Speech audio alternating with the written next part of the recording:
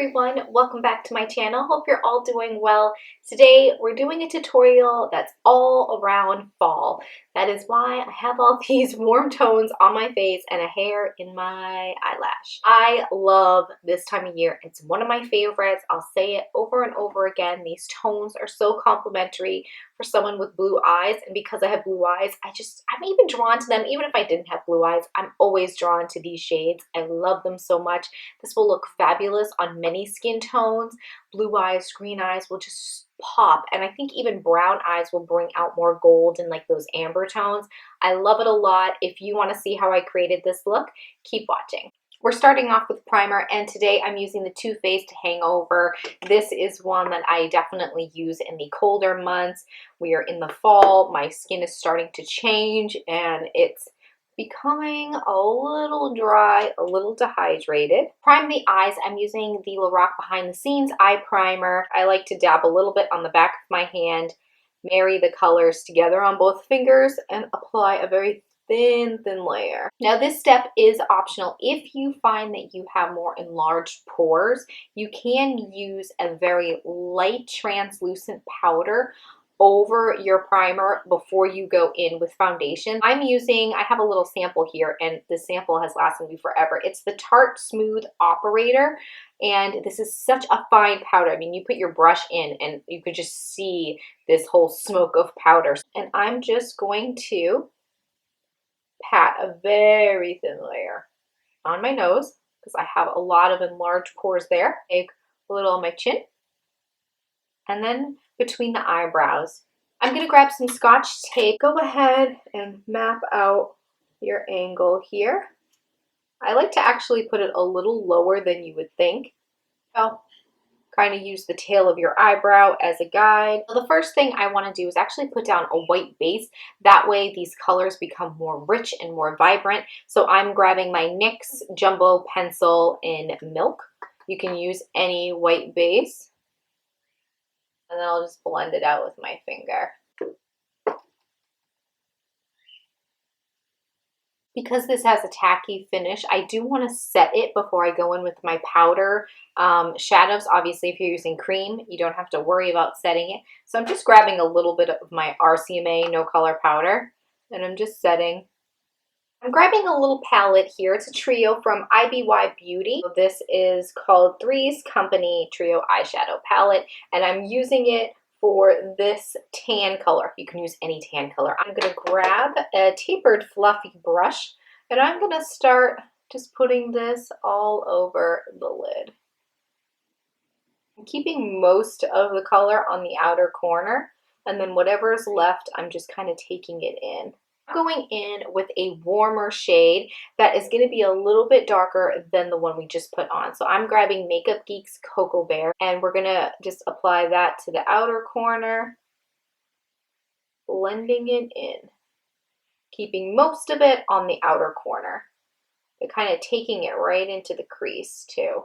I am going to go in with a little bit more of a small detailed dome brush here, taking that same color, and I'm taking more of that into the crease. I'll get a brush that has no product on it, and you're just going to gently start buffing that edge. We are going to go in with a different color to help blend that, but I do like to kind of before then start to diffuse the color a little bit on the edge. Now I'm going to go in with a more berry shade. This is Bitten, and this is from Makeup Geek. It's going to be more of like a purpley wine shade, and I'm going to start to warm up this edge a little bit. The color Beaches and Cream, this is going to be more of a skin tone shade. You can use whichever one you have.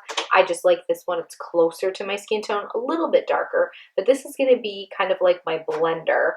This is what's going to kind of make things look a little bit even more blown out. I'm going to take that here on the top and kind of blend those edges. Go back in with that tan shade. I'm going to be using this one, and we're kind of just building back again. I'm using a smaller one, and I'm just kind of taking it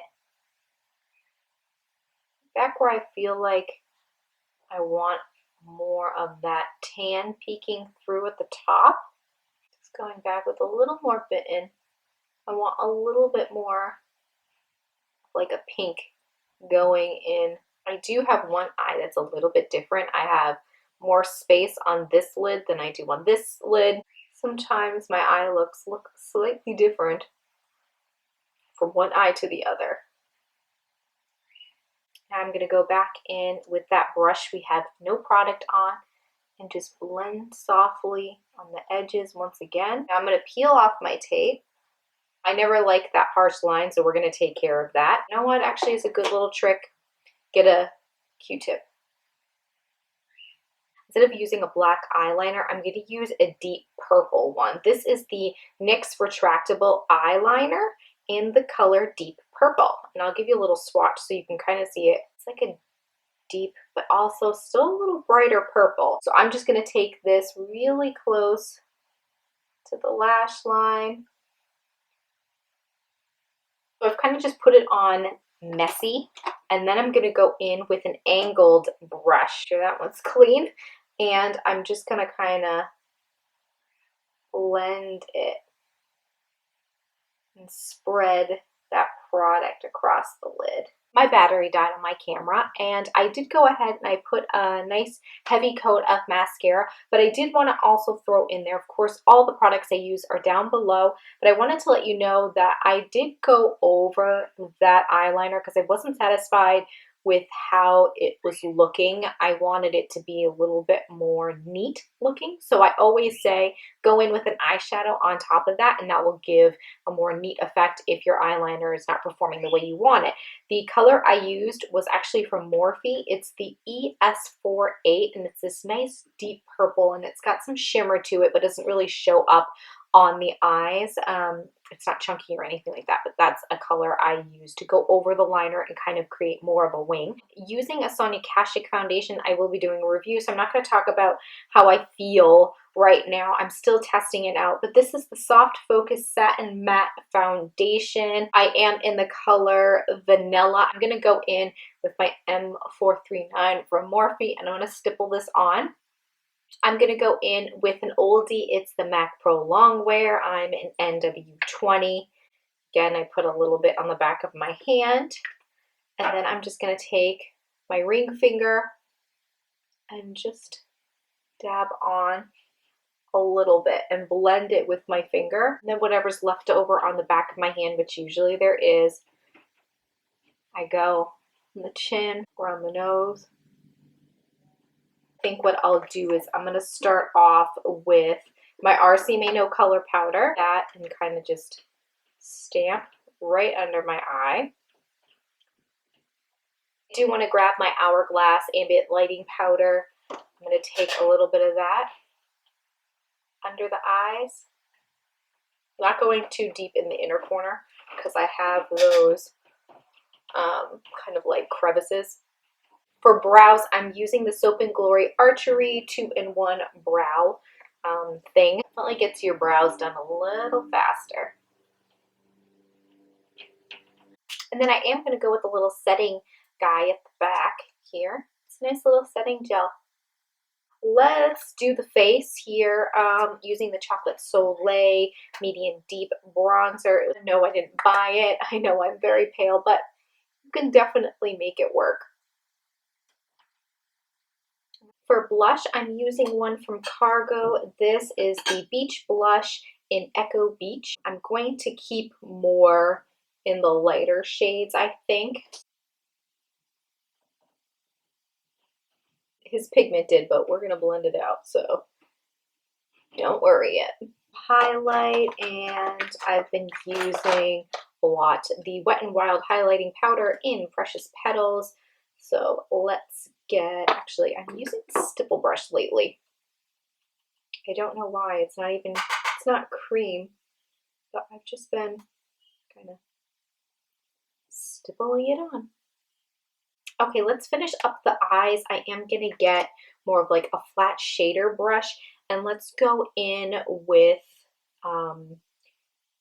Beaches and Cream, which is a little bit darker than my skin tone. And I'm going to take that all the way in. It's very subtle. You're not going to see a whole lot, but let me go in with Bitten and take that.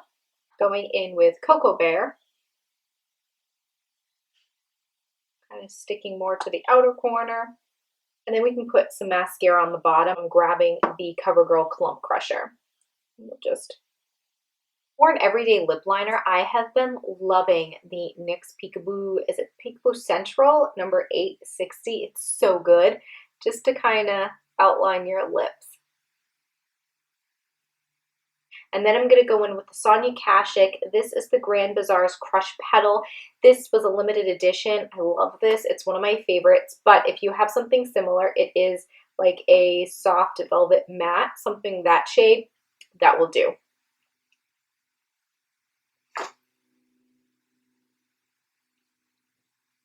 Kind of add some definition and more structure to this lip color. I'm going in with something darker. This is the Milani Bordeaux lip liner.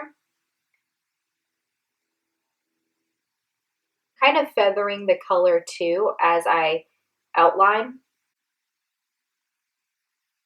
Let's of course set the face. Now that we're done, I'm using Urban Decay's All Nighter. And that's the completed look. I love these tones and I have a lot of them today. Definitely kind of going for that one tone type of look. I'm very happy with it.